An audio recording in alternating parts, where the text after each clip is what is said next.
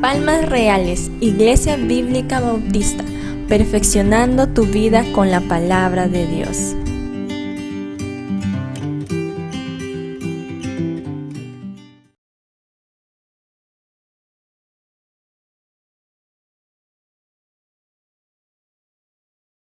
Hoy quiero seguir un poco sobre lo que estuvimos viendo la semana pasada y me decidí continuar un poco sobre ello porque durante esta semana alguien se me acercó y me estuvo comentando sobre una palabra que me dio mucha seguridad en traerlo en esta noche. Y sobre todo porque me recomendaron ver también en esta plataforma que está en YouTube, no sé cuántos han visto, se llama, a ver si lo pronuncio bien, TED Talks, algo así creo, sí, ¿verdad? Una plataforma en donde puedes hablar sobre diferentes temas, discursos, escuchar a personas que están con su mente e idea cambiando el mundo y muchas otras cosas más. Bueno, ahí tiene usted para que pueda ver. Y en una de ellas, un orador salió a hablar sobre la siguiente palabra que, dicho sea de paso, se acuñó recientemente en el diccionario. Es una palabra en inglés. Perdonen mi Spanglish, pero la palabra es rewilding. Así se llama la palabra, rewilding. Rewilding, sencillamente, en español quisiera decir como resalvajización. Así podría ser traducido, algunos lo traducen así. Pero hace más en énfasis en que los animales vuelvan a su vida natural, vuelvan a su vida silvestre, a su hábitat en donde han estado creciendo toda su vida, en ese ámbito salvaje. En términos ecológicos, eso es lo que significa rewilding, de vuelta en la vida salvaje, reintegrar a los animales que por muchos años han estado extintos o han estado especialmente en un lugar guardados, protegidos por el peligro de la extinción. Y esta palabra nace en base a un experimento que se hizo en Estados Unidos alrededor de 1995. Miren cuántos años atrás, 1995. Específicamente en el parque Yellowstone, allá en Estados Unidos, que abarca gran territorio en ese país. Lo que pasa es que los ecologistas deciden reintegrar en su hábitat natural a los lobos. Los lobos están en la cadena alimenticia más alta de primer nivel, cazadores natos. Entonces deciden integrar a los lobos en aquel parque. Sucedió porque en aquel lugar, en aquel parque, había cambiado muchas cosas. La cantidad de ciervos que había en el lugar había hecho que algunas partes del parque estén pelados, sin atribuciones, pero estaban gran parte de la vegetación pelados. Gran parte de los animales se habían literalmente retirado a otros lugares. Un parque natural prácticamente estaba vacío de animales, sin vegetación. Y cuando reintegran los ecologistas a los lobos, sucede que empieza a haber un cambio magnífico, un cambio natural, un cambio que va en una forma de cascada. Una forma de cascada. ¿Y qué sucede? Al integrar a los lobos, hacen que los ciervos sean cazados. Tanto fue la cantidad de ciervos que había que ni siquiera las personas podían mantener la cantidad deseada de los ciervos. De tal manera que los lobos empiezan a ser parte de este cuidado que le iban a dar al parque. Eso sucede que los ciervos bajan en gran cantidad, son cazados. Algunos, y en gran parte, empiezan a irse a otros lugares, a las zonas más altas de los bosques, a las zonas más alejadas. Y esto empieza a causar algo muy interesante. Los lugares en donde habitaban los ciervos empiezan a crecer el pasto. 6 años después, estos pastos son árboles grandes. Es un bosque maravilloso. Y nos damos cuenta, según los ecologistas, empiezan a llegar una nueva variedad de aves cantoras. A la misma vez que vienen aves, empiezan a haber más águilas, A la misma vez que empiezan a haber más águilas, empiezan a haber más búhos, empiezan a haber más cazadores silvestres, empiezan a aparecer.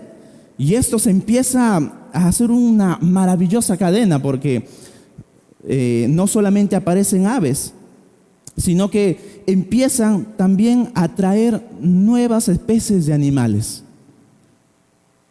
Empiezan a llegar los castores por la cantidad de árboles. Usted sabe que a los castores les encantan los árboles.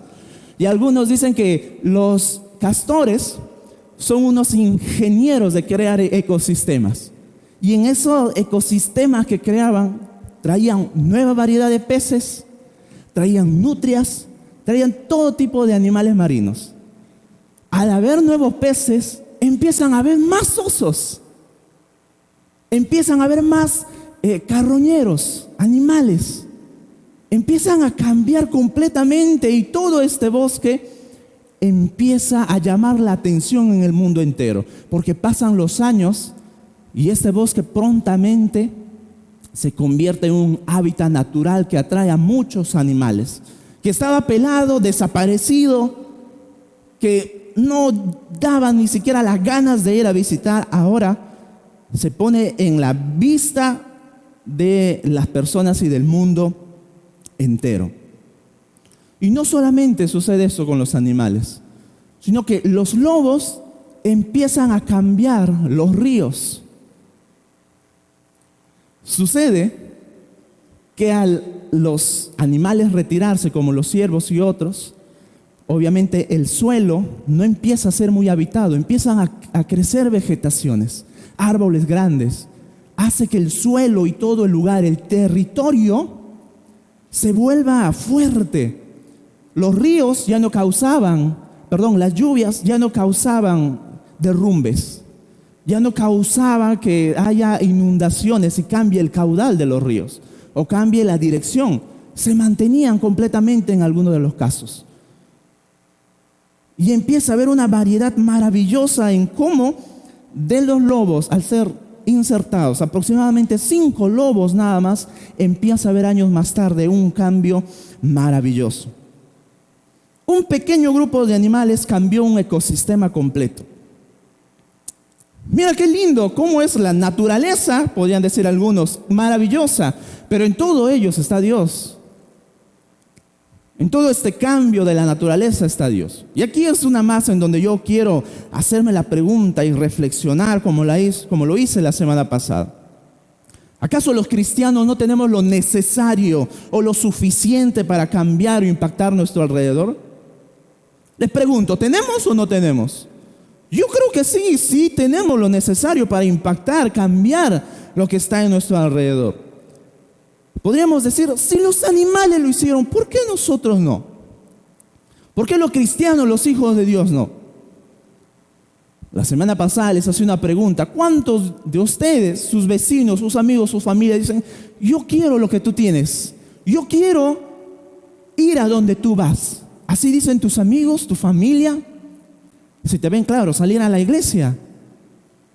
Si te ven impactando a tu alrededor. Yo quiero eso, yo quiero acompañarte. ¿Puedo? ¿Cuántos de ustedes han tenido esa experiencia de que su familiar o amigo le diga eso? Claro, algunos que estarán más atentos, déjenme ser claro, yo no puedo hacer cambios. Nosotros no cambiamos a nadie, no transformamos a nadie. El que lo hace es Dios. Pero de algo somos llamados a llevar ese mensaje. Mateo nos da ese llamado.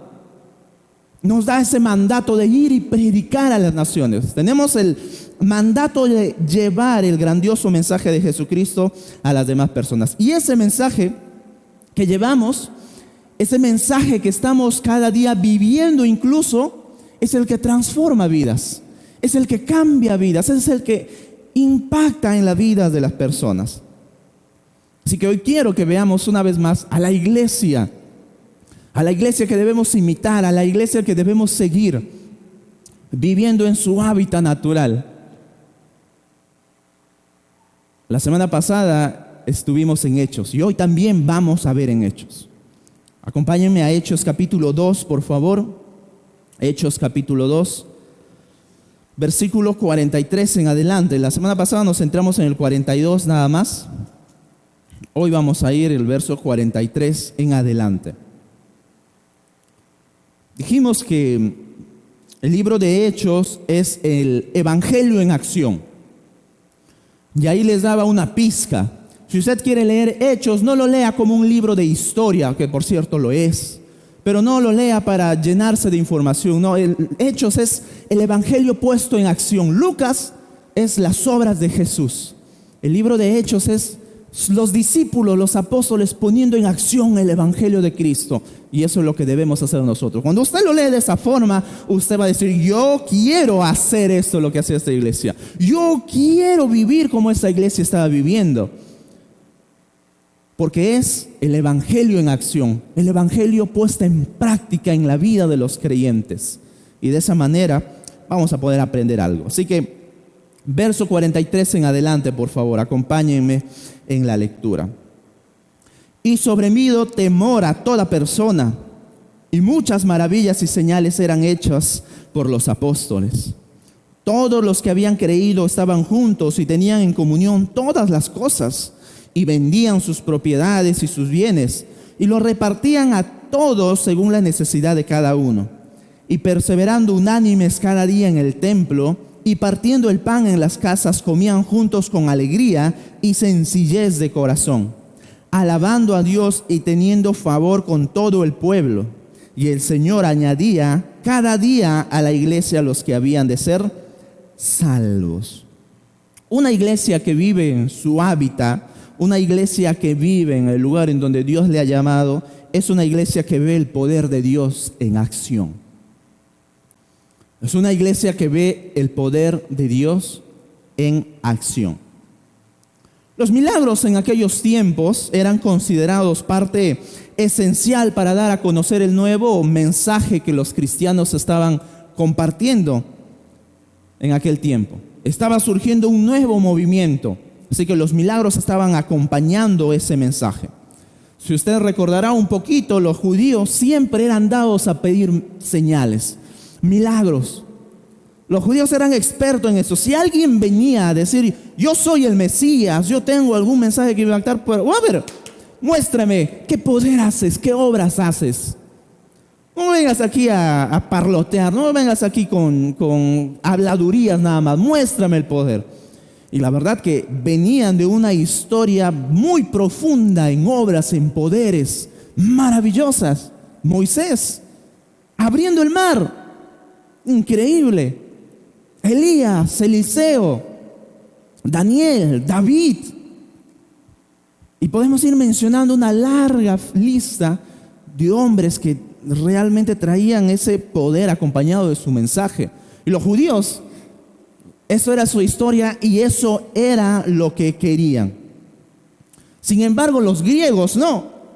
A los griegos debías de convencerle con tu sabiduría, con tus palabras. ¿Qué tan bueno eres convenciendo? ¿Qué tan bueno es tu locución, tu elocuencia, tus palabras, la sabiduría, el conocimiento y todo eso? A los griegos les atraía eso. Eso era algo necesario para los griegos.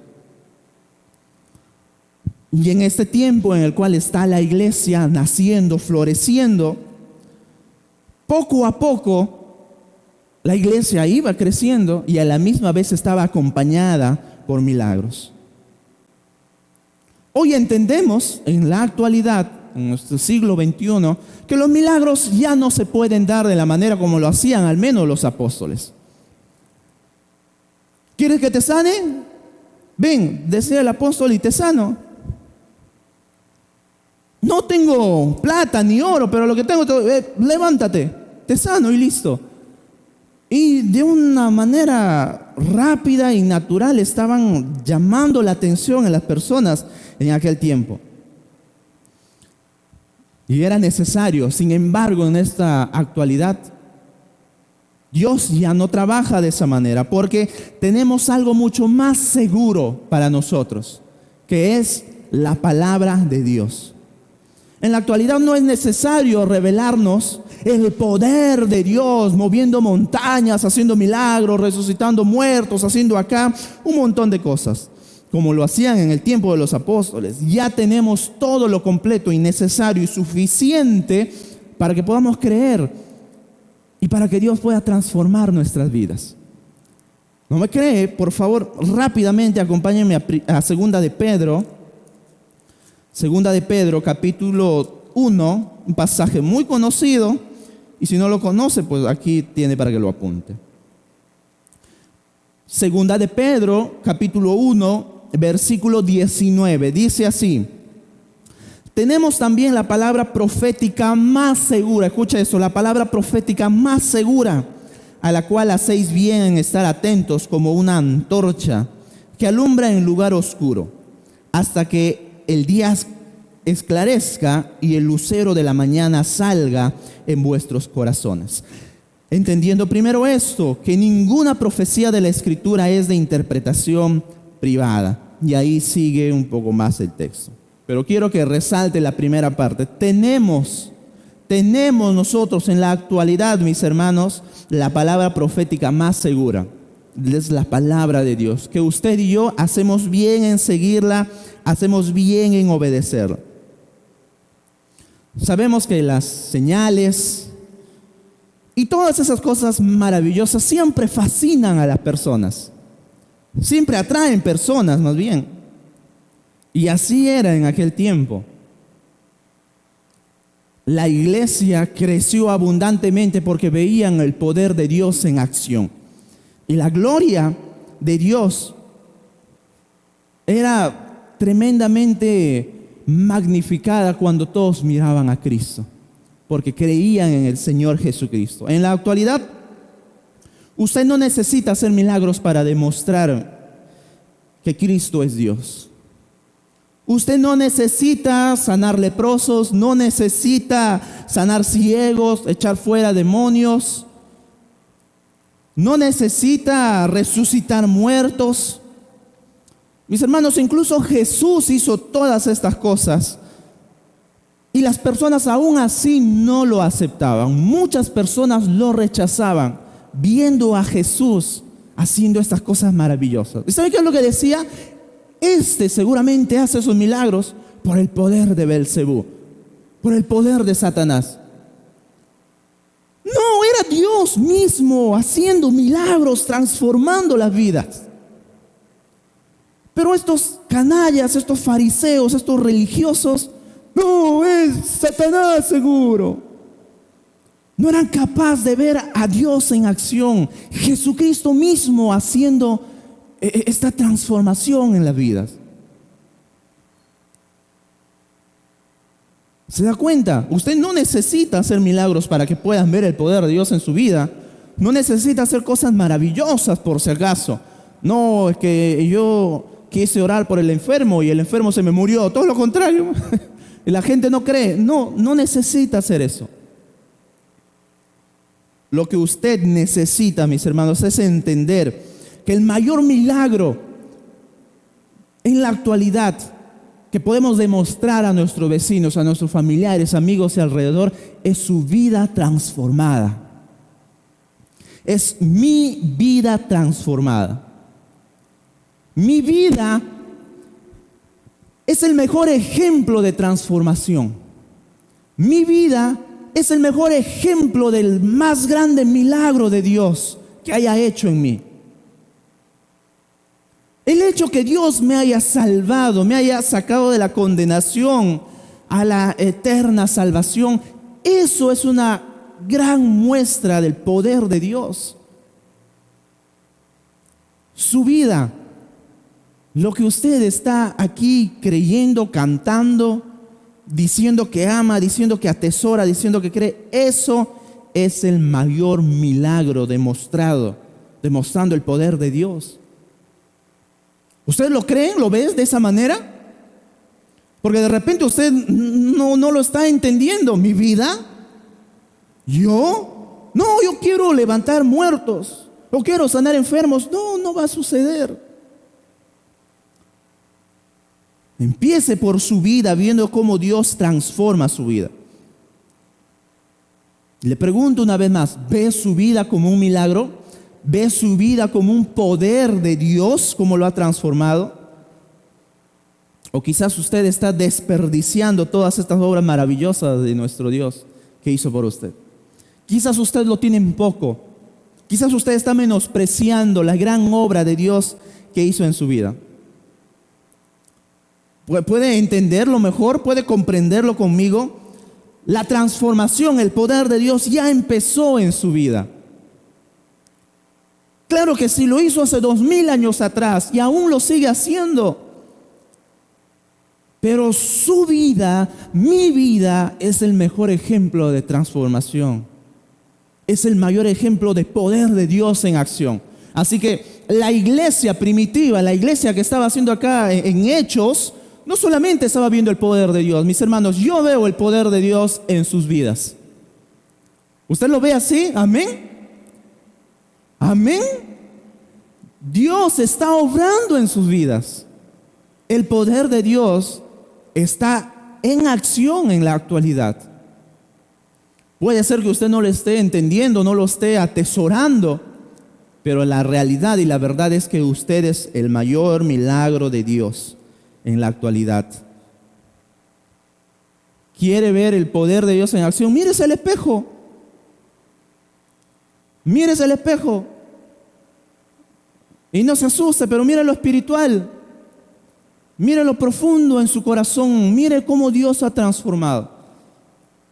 El poder de Dios en acción.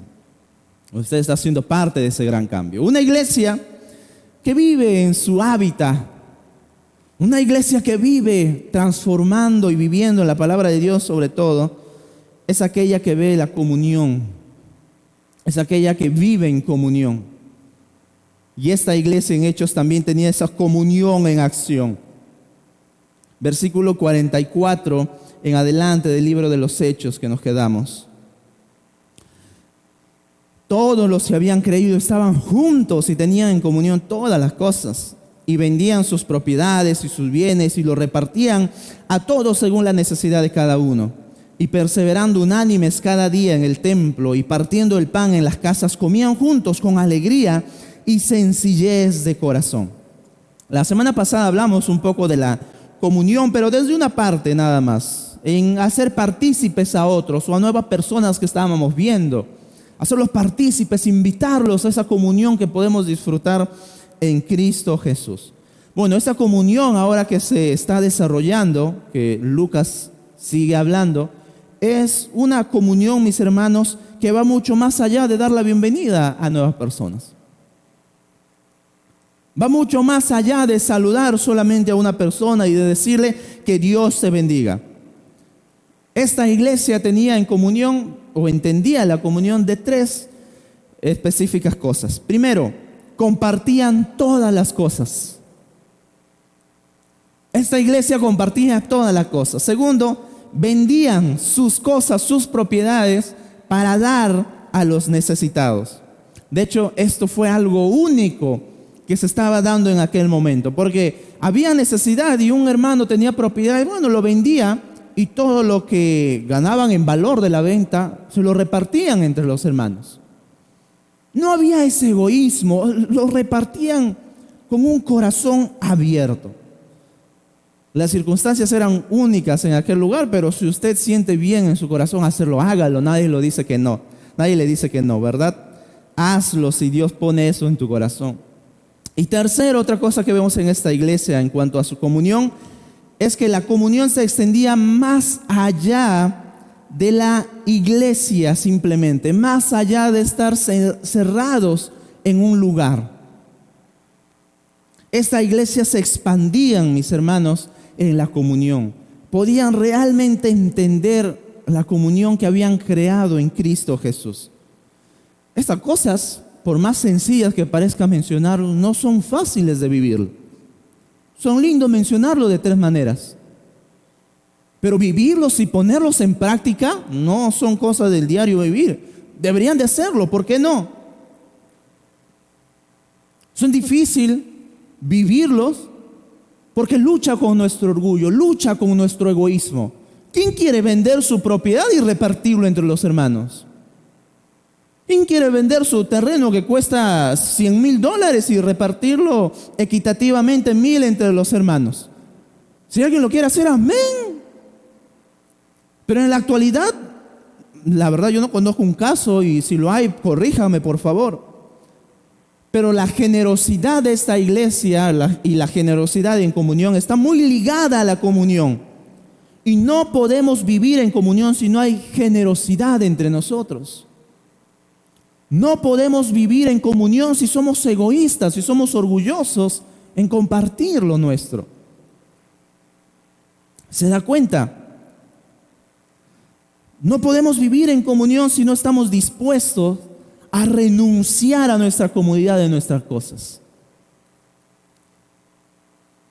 Esta iglesia practicaba una comunión tan impactante que no estaba aferrada a sus cosas materiales.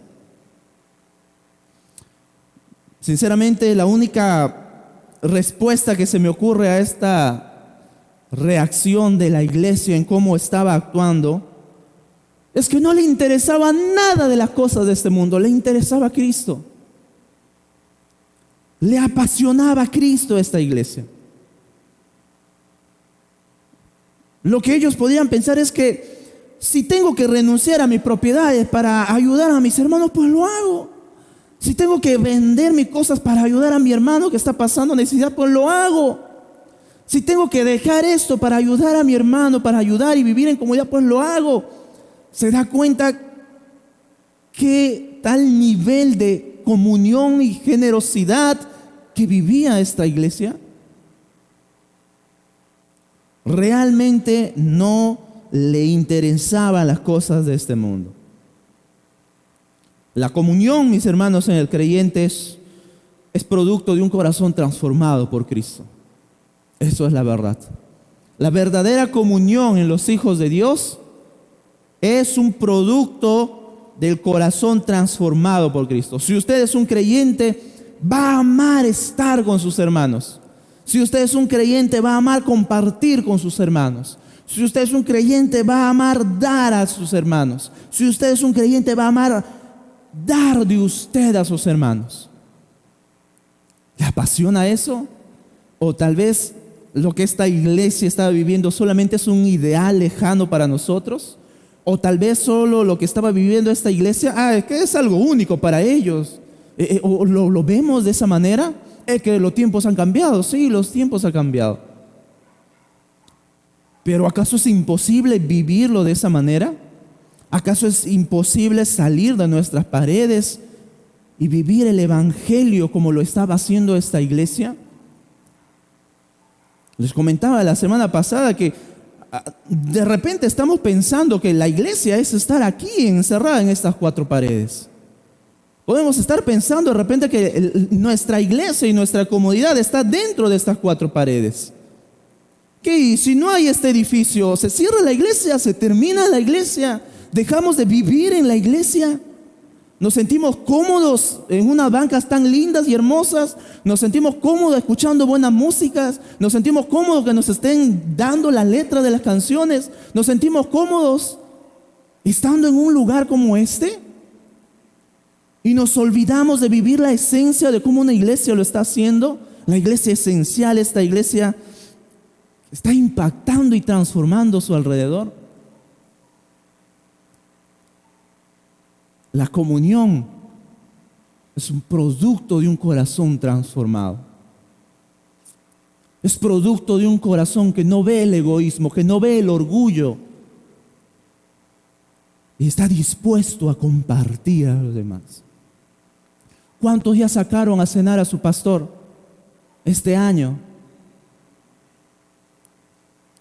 ¿Cuántos ya sacaron a sus líderes? ¿Cuántos ya han compartido una linda tarde de comunión entre hermanos? Se nos viene una tarde de comunión. Se nos viene un día en donde vamos a compartir todos juntos. Separen la fecha, 6 de abril, feriado, por favor. Vamos a tener un paseo familiar. Separe su fecha por ahora. Pero queremos vivir en comunión, que va mucho más allá, obviamente, de estar aquí, de pasarla hermoso en familia. La comunión es producto de un corazón transformado por Cristo. Esa comunión es la que transformaba, esa comunión es la que impactaba, esa comunión es la que llamaba la atención, esa comunión era la que yo quiero estar ahí. No por el interés que había en recibir cosas, por el impacto de que este mundo no estaba aferrando nuestras vidas. Es un impacto maravilloso de esta iglesia. Siguiente y última, una iglesia que vive en su hábitat es aquella que vive en la dependencia de Dios. Es aquella que depende específicamente de Dios. Versículo 47. Alabando a Dios y teniendo favor con todo el pueblo. Y el Señor añadía cada día a la iglesia los que habían de ser salvos. Las cosas que hacemos como iglesia siempre deben tener y tienen un solo propósito: dar la gloria a Dios, exaltar a Dios. Lo que hacía esta iglesia en comunión, lo que hacía esta iglesia en la participación del pan, que es la cena del Señor, lo que hacía esta iglesia en el poder de Dios con los milagros, no era un estudio de mercadotecnia o de marketing para que la iglesia sea visible en Jerusalén. Lo que esta iglesia estaba viviendo era parte de la gloria de Dios, era parte, mis hermanos, del resultado natural de una iglesia. Que hacía lo que hacía, no por estudio de marketing, no para cómo ser más atrayente, no para dar la gloria a Dios. Y eso era lo que habían aprendido de Jesucristo. Esta iglesia no estaba descubriendo esos métodos. Esta iglesia no estaba haciendo estudio. ¿Qué cosas estudia o resultan mejor? Esta iglesia estaba poniendo en práctica lo que había aprendido de su maestro. La cena del Señor, claro que sí, lo habían hecho en la última cena. Los milagros, claro que sí, lo habían visto de su Señor. La comunión, claro que sí, habían pasado 3 años con su maestro. Compartían todo y estaban dispuestos a vivirlo todo y dejarlo todo por su Señor. ¿Se da cuenta? No era algo nuevo, era algo que habían visto de su maestro y le están poniendo en práctica. Era algo que habían visto día a día de su Señor y ahora lo están viviendo. Eso es lo que hacía esta iglesia. Sinceramente, por todas las cosas que hacía esta iglesia, era popular. Una iglesia popular, llamaba la atención. Ahora, una iglesia no es llamada a ser popular, obviamente. Lo popular puede ser por un momento, puede ser resultado de algunas cosas que hace, y la verdad que lo mismo pasó con Cristo, ¿se acuerda? Cristo lo aplaudían, qué grandes milagros, hay que hacerle rey. Pero un tiempo más tarde lo querían matar. Un tiempo más tarde estaban gritando, mátenlo, crucifíquenlo.